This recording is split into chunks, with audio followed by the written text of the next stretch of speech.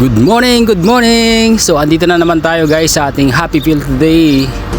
Ayan, nagpapakain tayo ng ating mga alagang isda. So nakita natin meron na siyang mga janitor fish.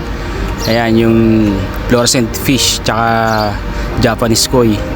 So yun yung mga nakikita natin ngayon. So ayan, so tuwa nga sila na nahihinain. So talagang nakaka-relax guys yung mga ganitong ano.